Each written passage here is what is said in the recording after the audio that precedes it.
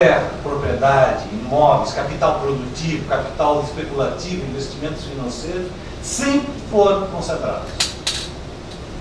Então, assim, uma origem histórica. Não é o neoliberalismo que inventou isso nos últimos 30 anos. Simplesmente reforçou. 2. Tudo bem, poderíamos ter um ponto de partida no qual havia concentração de renda, tá? Mas, por mecanismos tributários, houvesse uma certa redistribuição de renda. Não. A regra fundamental, esse é um dos eixos que explica a concentração de renda no Brasil, é a possibilidade de transmitir patrimônio sem tributação. Sem tributação. Nós pegamos uma lista, as listas são públicas, de 40 e tantos países, tá? Há o imposto sobre doações intervivos e heranças, né, transmissão de patrimônio. A média brasileira é 3,86%. Né? Tem uma diferença por estado, acho que no Rio Grande do Sul um pouquinho menos, Santa Catarina é 8%. Tá? A média é 3,86%. Então, alguém que, né, o capitão de indústria, inventivo, genial, construiu um império, manteve o império, quando ele vai passar para os herdeiros, no máximo, se pagar, tem 1000 subterfúgios para não pagar, ele vai pagar 3,86, imposto estadual. Né? Nos Estados Unidos, transmissão de patrimônio, tem os subterfúgios também. Mas, de modo geral, a lei é. Né? Quer fazer doação enquanto vivo, ou transmitir patrimônio, 30%. Inglaterra, 40%. Alemanha, Suíça, Japão, 50%. França, 60%. Qualquer indivíduo rico, né, tem inclusive escalas de tributação, né, não é mesmo para todas o volume de patrimônio. E existem subterfúgios, mas de modo geral é essa tributação. Eu pego um exemplo assim, Picasso, né, multimilionário, qualquer desenho que ele fazia valia milhares de francos, de dólares na época. Bom, e ao morrer ele deixa um acervo de pinturas, de desenhos, de gravuras, de esculturas, claro, no futuro incalculável. Tá? Aí chega o fisco francês e diz para os herdeiros: ok, vamos fazer o acerto. Ah, não, mas isso aqui, né, não tem valor de mercado. Então é o seguinte, vocês doem 30% ou 40% desses quadros, dessas coisas, para fazer um museu. Tá? Doem não, eles foram impostos a fazer que hoje é um museu multimilionário, que atrai milhares de turistas por ano, de visitantes, etc. Porque não tem maneira de escapar a uma tributação rigorosa, sobretudo das altas fortunas. No Brasil nós temos uma blindagem patrimonial extremamente forte. Tá? Estava olhando só nesse termo, o ano passado teve 33 cursos no Brasil, vários aqui em Porto Alegre, exatamente assim, sem pruridos. Curso de blindagem patrimonial para transmissão do patrimônio. Né? Grandes escritórios da advocacia, tributaristas, né? Ex-superintendentes gerais da Receita Federal fazendo cursos para famílias, né? E aí, né, todos os mecanismos de proteção do patrimônio, né, usufrutos, seguros de vida, trusts, sucessórios, holdings, paraísos fiscais, para que, né, que seria um imposto justo, né, pudesse impedir a transmissão de patrimônio, muitas vezes para parasitas, né?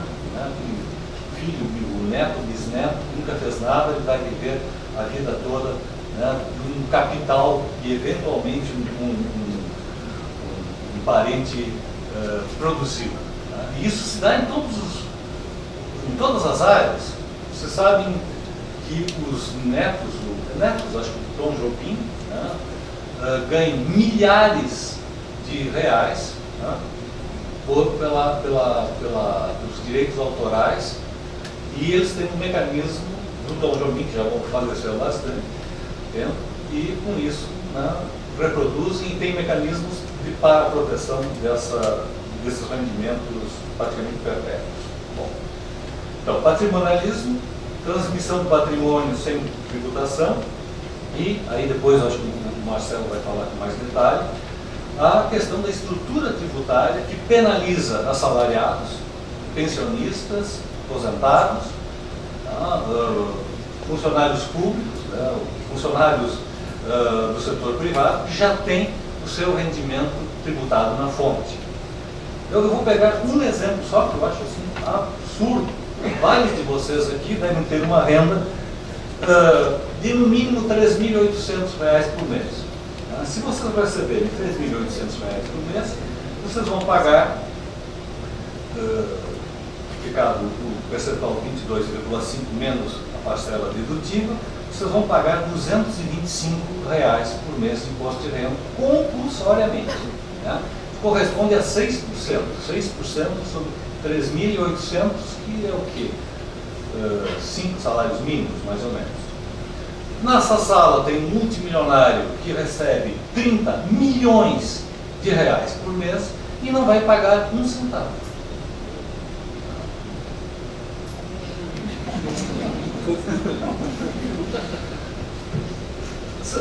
Essas são as situações absurdas, extremas. Ele vai receber 30 milhões, né, por mês, não vai pagar nada. Nem na declaração de ajuste final do ano, nada. O assalariado vai pagar 6% sobre 3.800.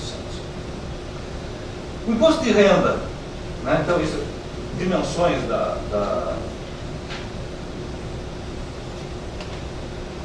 estrutura tributária, só nos casos. Né? Tem mais alguns minutos. Notícia do dia 24 de maio. Folha de São Paulo. Terreno ocupado por 2.000 famílias na zona leste de São Paulo, uma área avaliada em 22 milhões de reais. Tá?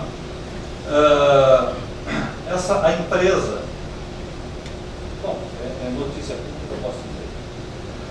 A empresa Viver Impar conseguiu um empréstimo de 63 milhões do Banco do Brasil para investimentos imobiliários no Rio Grande do Sul. Ele dá a área de garantia, né, consegue levantar 63 milhões. Aquela área paga imposto territorial urbano. E naquele ano, não, é pelo terceiro, pagou R$ 72 de ITR. Eles tinham atrasado o imposto, então pagaram uma multa de R$ 57. Esses são os calabros da nossa estrutura tributária. Ainda voltando ao imposto de renda. Na Alemanha, nós temos alíquotas de imposto de renda, né?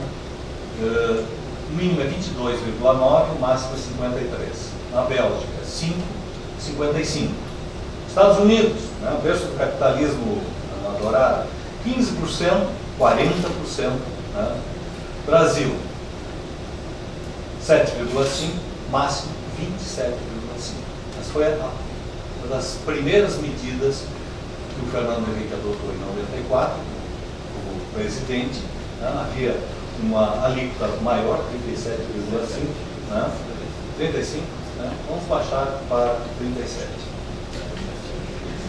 27. Bom. E aí os casos de isenções, benefícios, privilégios, etc., se reproduzem em situações absolutamente escabrosas. E isso leva a uma consideração, para fechar um pouco a minha explanação, que esses desmandos, essa arbitrariedade, essa injustiça, ela só é possível pela escala de poder. Podemos dizer o seguinte: o pequeno comerciante também faz algumas falcatruas, não sonega, não sei o quê. Bom, não, mas isso é irrelevante se nós pensarmos no montante dos valores envolvidos em evasão fiscal, elisão fiscal, privilégios absolutamente indevidos, mas inscritos lá numa lei especial, ou estadual, ou federal. Então, a escala do poder, ela vai estar associada a essa dimensão. Nós podemos pensar assim, megacorporações, bancos financeiros, o que vocês imaginarem. Tá? Eles são os primeiros a não obedecer às regras da livre concorrência. São defensores, né, encarnecidos da livre concorrência, livre mercado, etc. E são os primeiros a não respeitar as regras. Por quê? Porque isso tem poder. A questão das fraudes econômicas é recorrente a partir de uma certa escala. Ela é constitutiva das práticas empresariais a partir de uma certa escala, porque eles contam com toda uma estrutura de assessoramento que vai fazer com que uma fraude comprovada, né, ela seja, se arraste, o processo se arraste até o momento de uma anistia, de uma repactuação de tributos, que façam que algumas empresas importantes aí estejam pagando impostos nos próximos 1000 anos, uma parcelazinha de nada, né, e aí liberados para continuar as suas atividades. Vou pegar um pouco o noticiário da atualidade, para ver que essas coisas não é apenas uma compilação de ideias, né, do palestrante. Jornal Valor, né, que não é um jornal de esquerda, obviamente, notícia do dia 15 de nove, ontem, sobre cartéis. Né? Isso tem uma reportagem mostrando como o CAD encontra exemplos de cartéis em vários setores, mas assim, é uma coisa recorrente, ao ponto que eles acham absolutamente normal, os praticantes dos cartéis, né, acham tão normal que muitas vezes se perdem e acionam o CAD porque um dos pactuados no cartel não está cumprindo sua parte. Bom, vale a pena, acessem pela internet, a matéria assim, é uma página humorística. Né? Poder dos monopólios, informação privilegiada, notícia de hoje, Eike Batista, novamente, né? Sendo processado por alguma coisa, né? Por usar informação privilegiada ao longo, né, da construção do seu império em pés de barra. Isenções, anistias, manipulação de preços. Né? E aí, em todas as áreas, né, vamos pegar alguns exemplos estrangeiros. A taxa de referencial de juros, a LIBOR, né? Processos de bilhões de pounds, de dólares, né? Entre bancos respeitados, né? Que foram pegos pela Receita Federal, pelo Ministério Público norte-americano, e correm para saldar essa dívida porque, na verdade, o prejuízo para o público, para as finanças públicas, é muito maior. Quebras fraudulentas. No setor imobiliário, vocês acompanham a evolução do nome das empresas. Né? Elas mudam continuamente, esses nomes consagrados de uma hora para outra, trocam de nome. Ah, não, foi a fusão com uma empresa tal, ou a incorporação com uma empresa norte-americana. São centenas de processos de grandes incorporadoras por fraude, por não respeito à legislação ambiental, não recolhimento de tributos. Resumo, a fraude não é uma excrescência do capitalismo. Em face desse poder econômico, ela se naturalizou e ela faz parte das práticas empresariais, né, em todos os níveis. E isso sempre relacionado com o conceito de personificação da riqueza. Porque, assim, a empresa pode quebrar, quebram, inclusive empresas, né, famosas, marcas, né, quase centenárias, quebram, mas as fortunas estão protegidas nos paraísos fiscais, né, na modificação das holdings e etc. Então, assim, nós temos uma dimensão criminosa porque ela atenta ao bem comum, ela é praticada pelos inimigos da sociedade justa, que contam, graças às assessorias tributárias, bons advogados, bons escritórios de advocacia, com uma impunidade permanente.